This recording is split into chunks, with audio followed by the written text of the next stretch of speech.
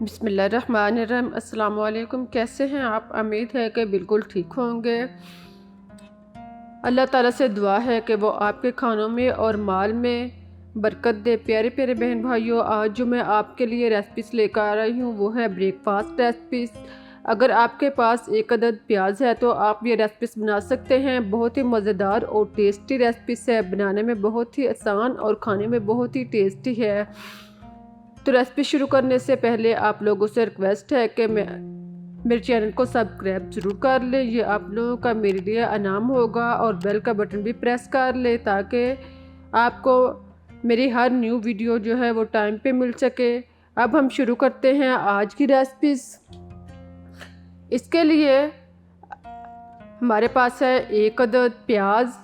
प्याज जो है वो दरमियाने साइज़ का होना चाहिए और वो गोल चक्कर की तरह जो है वो होना चाहिए। प्याज जो है वो इसका छिलका उतार लें और फिर इसको दरमियान से काट लें।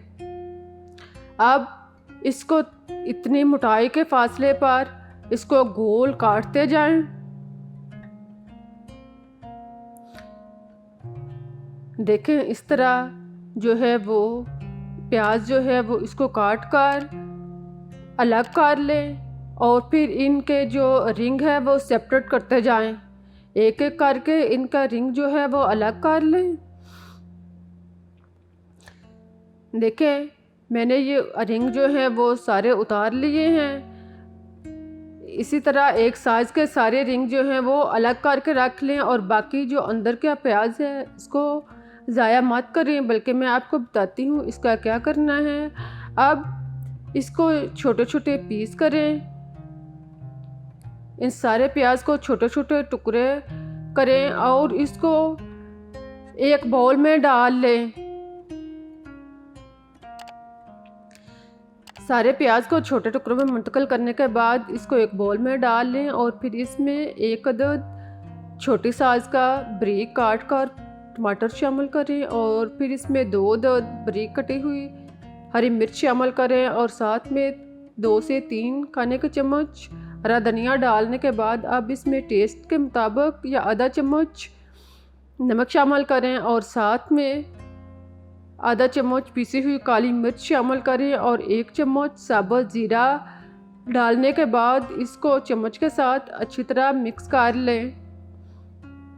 सारे मसाला जात को चम्मच के साथ अच्छी तरह मिक्स करने के बाद अब इसमें 3 अदद अंडे लें। अंडों को तोड़कर इसमें शामिल करें।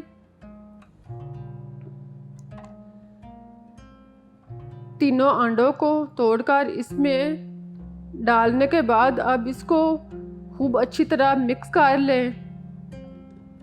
अंडे और सारे अमेज़ा को खूब अच्छी तरह यकजां कर लें।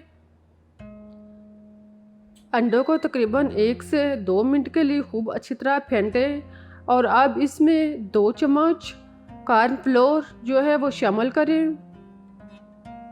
कॉर्नफ्लोर डालने के बाद इसको चम्मच के साथ खूब अच्छी तरह मिक्स करें। देखें, अब ये सारा मेज़ा जो है वो अच्छी तरह तैयार हो रहा है। अब इसमें 1/4 कप दूध शामिल करें। दूध डालने के बाद इसको मिक्स कर लें।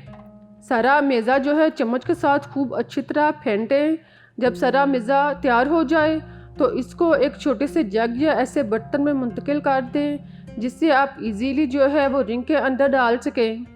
आप चूल्हे के ऊपर फ्राई पैन रखें और इसमें 2 चम्मच ऑयल जो है वो इसकी निचली सतह पर लगाएं और इसको सारी सतह पर ऑयल जो है वो फैला दें।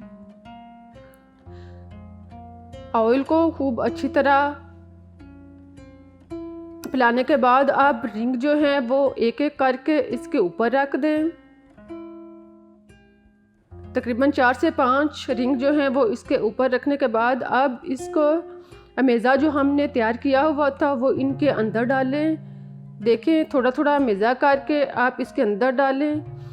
अगर ये आसानी के साथ मुंतकिल नहीं हो रहा तो आप इसको चम्मच के साथ यूज़ कर सकते हैं। ताकि सारा मेज़ा जो है वो अच्छी तरह रिंग के अंदर जो है वो बढ़ जाए। और ये जो दूध और अंडा फैल रहा है, आप इससे परेशान ना हो, बल्कि आप इस आराम से पकने दें और फिर हम बाद में इसको इजीली जो है वो इसको अलग कर लेंगे।